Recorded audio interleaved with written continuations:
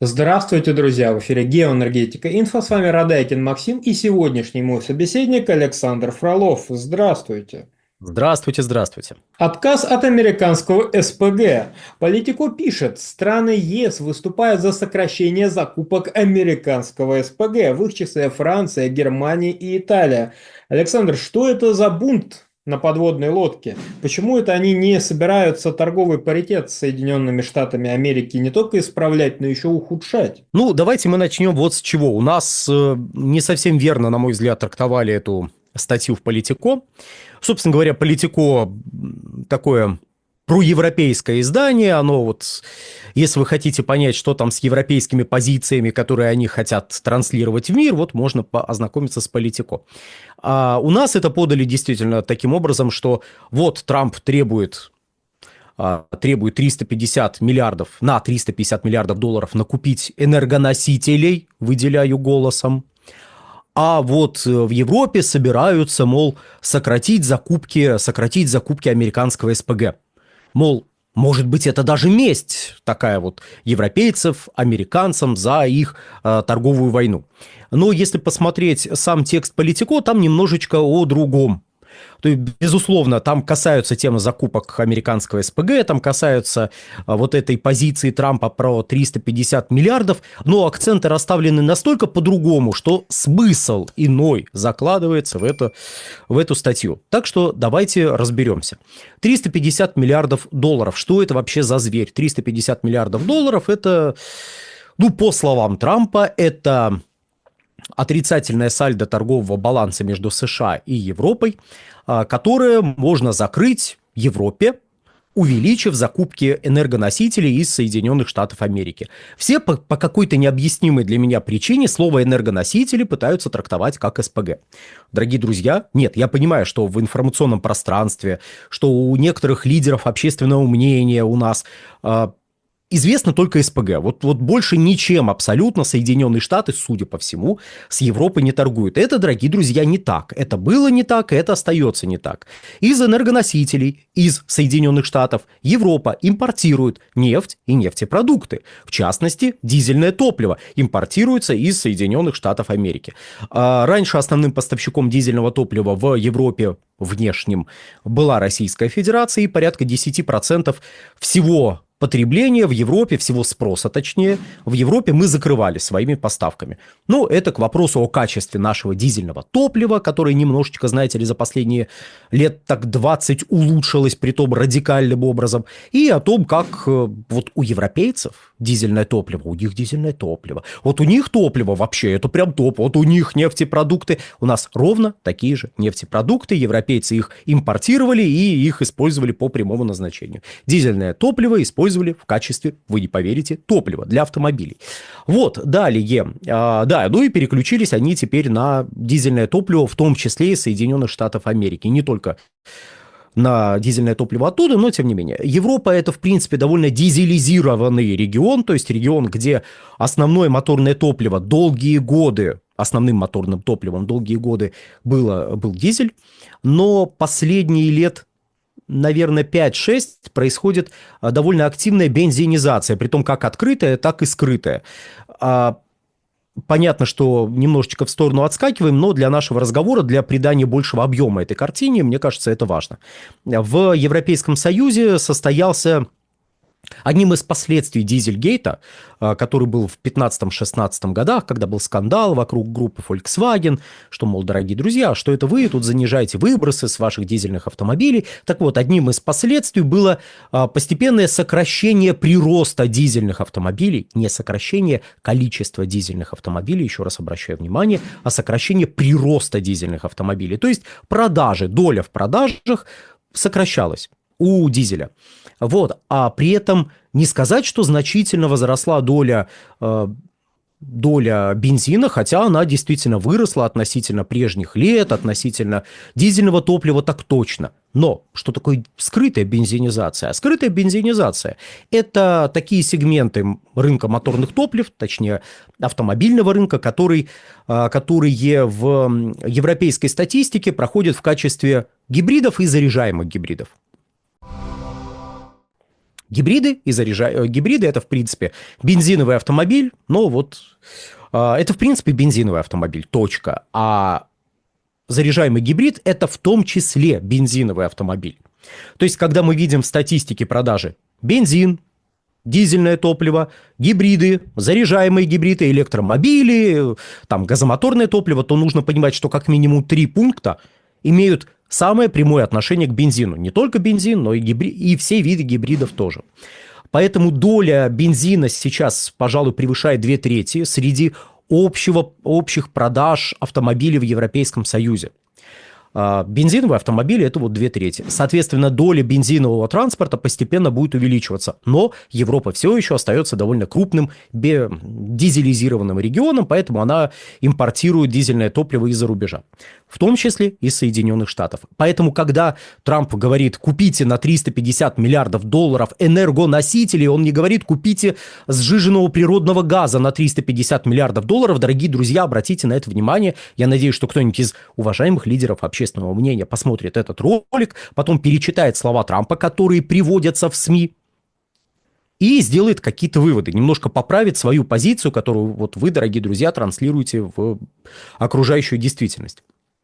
На 350 миллиардов долларов, вы знаете, какое бы такое помягче слово подобрать, устанут, вот, устанет Европа закупать СПГ. 350 миллиардов долларов – это настолько огромная сумма для вот объемов поставок из Соединенных Штатов, что, ну, как-то даже несерьезно об этом говорить. 350 миллиардов, вы что? Так вот, далее, что еще стоит отметить? Стоит отметить, а откуда взялись эти слова Трампа про 350 миллиардов? Взялись они, дорогие друзья, из выступления перед СМИ. То есть задали ему вопрос, он ответил. Это пока что не, на данный момент, вот, когда мы записываем этот ролик, это не официальное требование Соединенных Штатов, которое прописано, насколько мне известно, которая прописана в каких-то документах, мол, а ну-ка купите. Нет, это позиция, которая была вербализирована президентом Соединенных Штатов. Да, разумеется, она отражает некие его представления о прекрасном, но это не ультимативное требование, это вот, ну, обозначение позиции. Это тоже несколько, как мне кажется, снижает вот накал вот этого требования, безальтернативность этого требования и его, ну, степень его давления на политику и экономику Европейского Союза. А что ж там с отрицательным сальдо торгового баланса? Мы как-то обсуждали новость о том, что Штаты стали крупнейшим торговым партнером Германии, потеснив Китай. Вот Китай теперь на 2-м месте. И я тогда обращал внимание, что с Китаем у Германии отрицательное сальдо торгового баланса. То есть они поставляют в Китай в денежном выражении меньше товаров, чем импортируют из Китая. А с Соединенными Штатами, наоборот, у них положительное сальдо торгового баланса. То есть они поставляют в Штаты больше, чем импортируют. А ведь тогда вокруг этой новости были заявления в стиле «Вот, Штаты прогнули». Ну, я обожаю вот эти, знаете, физиологические глаголы к отношениям государств. Вот, они прогнули Германию, заставили ее покупать свой СПГ, а вот поэтому они стали лидировать. Нет. Это потому что часть товаров удалось переориентировать на рынок. А на рынок Соединенных Штатов это, во-первых. Во-вторых, цены на энергоносители выросли, соответственно, общая сумма товаров и услуг, вот, которые в отношениях между этими странами возникла, она увеличилась. Просто потому, что цены были высокими. И теперь, вот мы после всех этих вводных посвятим последнюю минуту практически этого видео, казалось бы, основной теме, а именно статье в Политико, что европейцы отказываются, там бла-бла-бла. Они говорят очень простую вещь. Батюшка Трамп, что ж делается-то сейчас? У нас из подземных хранилищ мы извлекли почти 70 миллиардов кубов. И сейчас мы тут обсуждаем, как бы так нам снизить эти показатели закачки, чтобы закачивать в ПХГ не 70, а поменьше, хотя бы 60, а лучше 50 миллиардов кубов, чтобы цены все-таки летом припали. Поэтому мы не можем увеличить объемы закупки. Мы, наоборот, собираемся сократить объемы закупки.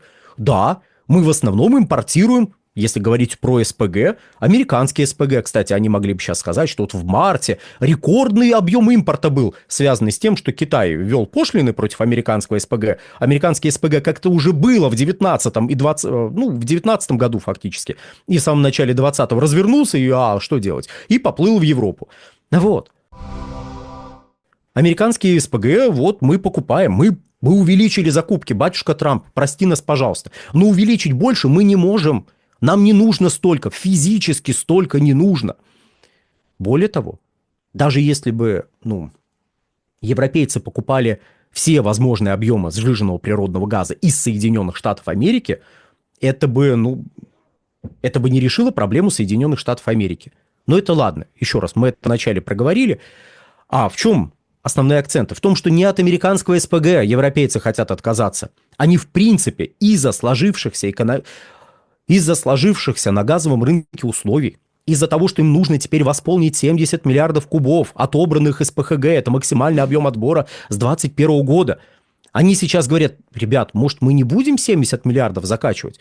Избытка предложения в мире нету, а если мы будем 70 миллиардов закачивать, значит, как в 2022 году, когда мы почему-то решили, что надо именно 90%, на 90% заполнить ПХГ минимум, мы взвинтили сами себе цены до $3600 за 1000 кубов. Мы больше так не хотим, давайте с этим что-то делать. Давайте нормативы снижать, которые вы там в 2022 году придумали.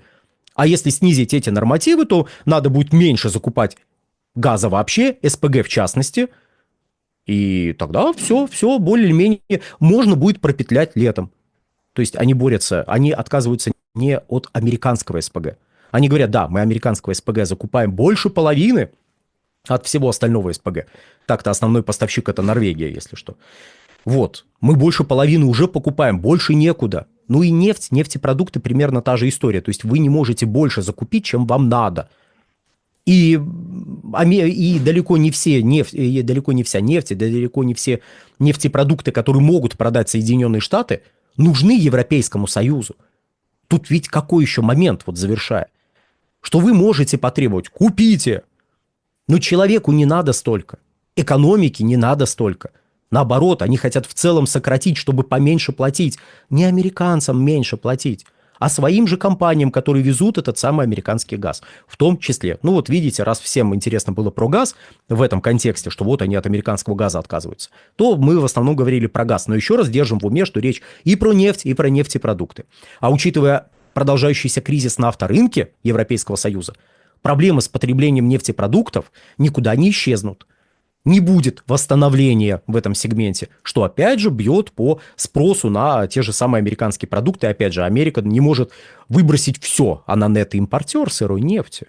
Да, она экспортирует нефтепродукты, но значительно нарастить этот экспорт в целом она не может. И тут включается та же логика. А какая разница? Куда вы направите свою нефть, свои нефтепродукты, если вот у вас есть конечная величина, вы их продаете на внешних площадках, европейцы не смогут увеличить закупки так, чтобы вы расширили производство.